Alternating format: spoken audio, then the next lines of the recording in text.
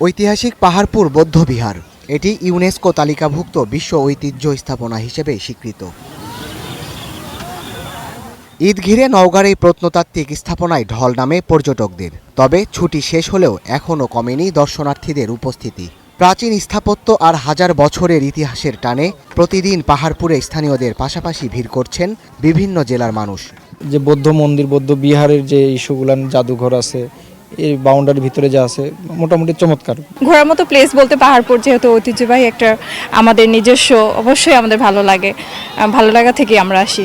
অন্যবারের তুলনায় আবহাওয়া ও পরিবেশ অনুকূলে থাকায় পর্যটক ও দর্শনার্থীদের সংখ্যাও এবার বেশি।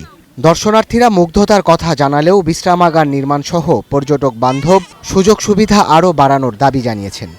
এর আগে কখনো আসিনি, এই প্রথম আসছি, এসে দেখে আমরা খুব এনজয় করছি, জায়গাটা খুব ভালো লাগছে। জি, অন্য পার্কে গেলে অনেক টেনশন হয়, মনে হয় যে বাচ্চা এখানে উঠলে কি বাচ্চার ক্ষতি হবে, কোনো রিস্ক হবে, এইরকমই আমার মনে হয়। এখানে এসে অনেক রিস্ক হয় না আমার। বছরের অন্য সময়ের তুলনায় ঈদকেন্দ্রিক দর্শনার্থীদের আগমন ঘটে কয়েক গুণ। তাই নিরাপত্তা বিবেচনায় বাড়তি তৎপরতা ট্যুরিস্ট পুলিশের। বিদেশি যারা ট্যুরিস্ট থাকে তাদের জন্য আমাদের অবশ্যই বাড়তি সতর্কতা থাকে এবং তাদের জন্য আমরা আমাদের কমিউনিকেশন স্কিল, আমাদের যথেষ্ট ট্রেনিং আছে, তাদের সাথে আমাদের কথা বলা সেরকম আবার সব দিকে আমরা বাড়তিভাবে সতর্ক থাকি এবং তাদের জন্য তাদের নিরাপত্তার দিক থেকে আমরা একটু বাড়তি সতর্কতা অবলম্বন করি। দেশের গণ্ডি পেরিয়ে প্রত্নতাত্ত্বিক নিদর্শন দেখতে আসেন বিদেশি পর্যটকরাও।